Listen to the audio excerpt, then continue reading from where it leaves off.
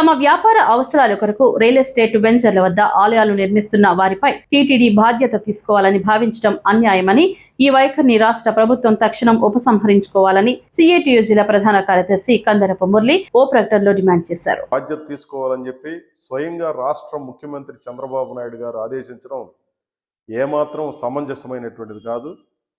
చెన్నైలో G square అనే సంస్థ ప్లాట్లు వేసి వెంచర్లుగా మార్చి అక్కడ ప్లాట్లు అమ్మకానికి చేపడితే ఆ ప్రాంతంలో ఒక ఆలయాన్ని నిర్మాణం చేస్తాం, ఆ ఆలయాన్ని టీటీడీ తీసుకోవాలని చెప్పి వారు కోరడం, దాన్ని టీటీడీ తిరస్కరించడం జరిగింది.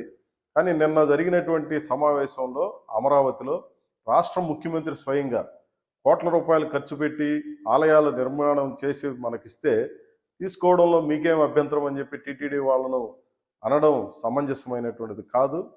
తమ వ్యాపార అవసరాల కోసం, వ్యాపార ప్రయోజనాల కోసం చేసేటువంటి ఇట్లాంటి జిమ్ముక్కులను, ముఖ్యంగా వ్యక్తులుగా ఉన్నటువంటి వాళ్ళు, దాంట్లో కూడా రియల్ ఎస్టేట్ సంస్థలు ఆలయాన్ని నిర్మాణం చేస్తామంటే దాన్ని టీటీడీ టేకప్ చేయాలనుకోవడం ఒక అర్థం లేనటువంటిది.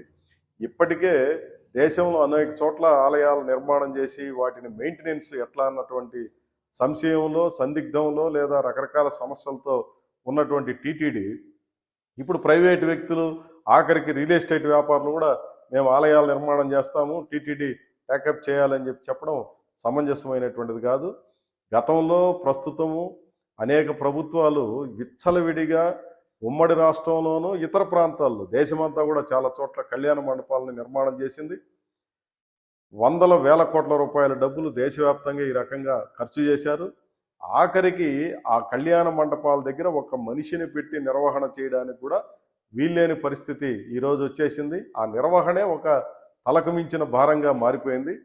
ఉదాహరణకు కోడెల శివప్రసాద్ గారు ఉన్న రోజుల్లో, ఆయన తన నియోజకవర్గంలో ఆయన మంత్రిగా ఉన్నటువంటి రోజుల్లోనే పెద్ద కళ్యాణ మండపాన్ని కట్టాడు. స్పీకర్గా ఉన్నటువంటి రోజుల్లో ఆ కళ్యాణ మండపాన్ని మెయింటైన్ చేయలేమని చెప్పి టీటీడీ చేతులు ఎత్తేస్తే నెలకు ₹1 లీజు కింద ఆ కళ్యాణ మండపాలు ఇవ్వాల్సిన దుస్థితి గతంలోనే ఏర్పడింది. ఇప్పటికీ అట్లాంటి సమస్యలు చాలా తీవ్రంగా ఉన్నాయి.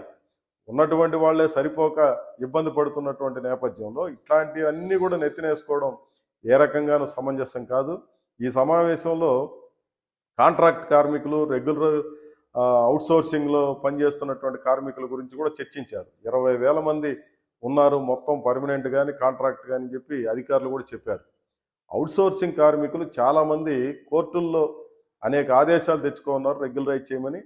కోర్టుల ఆదేశాలు ఉన్నప్పటికీ వాటిని అమలు చేయకుండా అప్పీళ్ల పేరుతో ఈ సామాన్యుల్ని, సాధారణమైనటువంటి ఉద్యోగుల్ని ఇబ్బంది పెడుతోంది టీటీడీ యాజమాన్యం.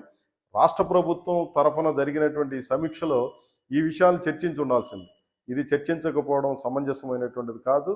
ఇట్లా ఎన్నో ఏళ్లుగా టీటీడీని నమ్ముకొని జీవిస్తున్నటువంటి వాళ్ళకి తక్కువ వేతనాలతో వేతన దోపిడీకి పాల్పడడం, శ్రమ దోపిడీకి పాల్పడడం అనేది టీటీడీ లాంటి సంస్థలకు తగదు. కోర్టు ఆదేశాలను అనుసరించైనా వీళ్ళందరినీ రెగ్యులరైజ్ చేయాలని చెప్పి సిఐటి తరఫున నేను విజ్ఞప్తి చేస్తున్నాను.